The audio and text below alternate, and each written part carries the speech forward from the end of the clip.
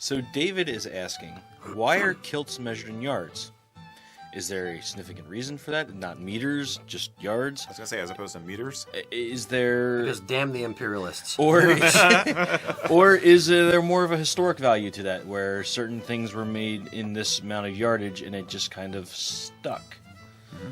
That's actually a great question. I have no idea.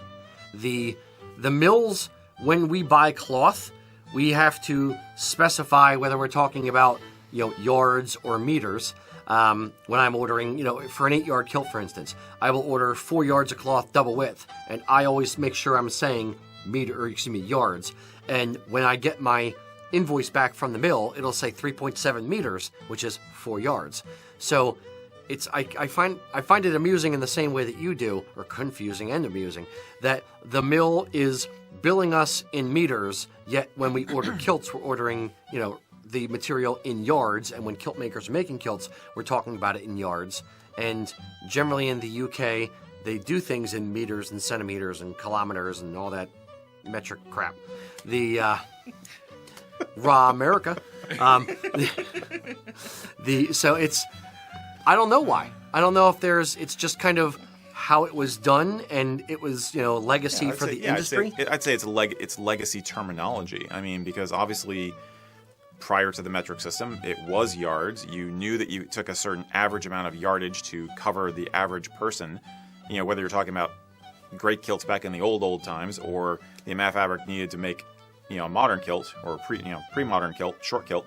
Yards were what you were working in. So, I'm sure they knew 100 to 150 years ago, like we do now, that an 8-yard kilt might actually be a slightly different measurement than actually 8 yards based on the size of the person who you're making it for. But it became the shorthand, it became the jargon, and then it became tradition. And it's easier shorthand for everybody to remember than saying a 4.2 meter kilt, which is not nearly as fun to say. No, an 8-yard kilt will be 3.7 or 7.4. You get my point. Yes. I would like 74 decimeters of your finest cloth. Yes, yeah, exactly. Only those French kilts.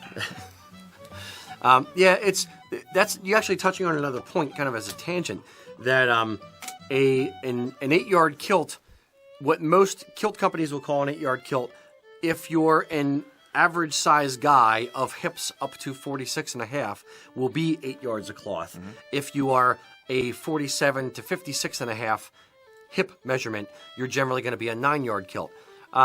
Some companies will actually make the differentiator and say, okay, you're getting a 9-yard kilt, not an 8-yard kilt.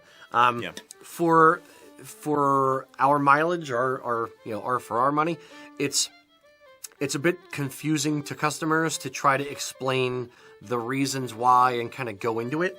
So for us on our website, we just have, our 5-yard kilts, our 8-yard kilts, etc.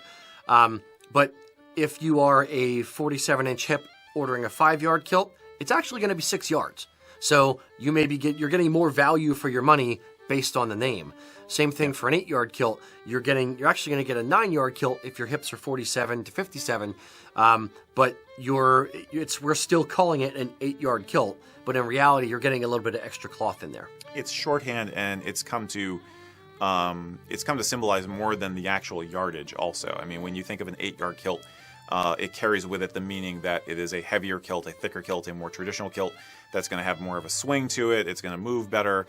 As opposed to a 5-yard kilt, it's going to be a lighter kilt. I mean, we could just as easily call them traditional kilts or heavyweight kilts and lightweight kilts or day kilts or something like that. But using the yardage gives you extra meaning. It gives you implications which are useful. The 5-yard kilt, we are one of the only companies, well, I shouldn't say one of the only. There aren't too many companies that use the term 5-yard kilt. Yeah. They're 4-yard kilts. Some people say 4-yard kilts, right? Well, they don't generally say, if you're talking Scotland, they don't generally say you're getting would you like to buy a 4-yard kilt or an 8-yard kilt? They'll actually say, do you want to buy an 8-yard kilt or a casual kilt? That's what they call a casual. Okay. Yes, and giving a little bit of context here, back in 15 years ago, 20 years ago, it was basically a kilt was an 8-yard kilt. There weren't really other options. Right. With Braveheart and the Celtic revival, as it were, of the mid-1990s, there was an influx of cheaper kilts from Pakistan and stuff like that. And the kilt companies and the mills over in Scotland were trying to think of a way to get the price from $500 ish down to a much more palatable number to be able to compete in the lower end of the market. Right. So they would say, okay, we're going to use 4 yards of cloth, not 8, and we're going to use less labor and less resources to actually make the kilt. So they're machine made, they're top stitched, they're sewn much quicker, there's a lot less taper, they're kind of like an off the peg kind of thing, not really any great care put into it. When we started in business in 2003, we kind of, made our way up the scale of, quality, as it were. And we saw some of the, what they called casual kilts in Scotland, and I wasn't very impressed for what they were charging for them.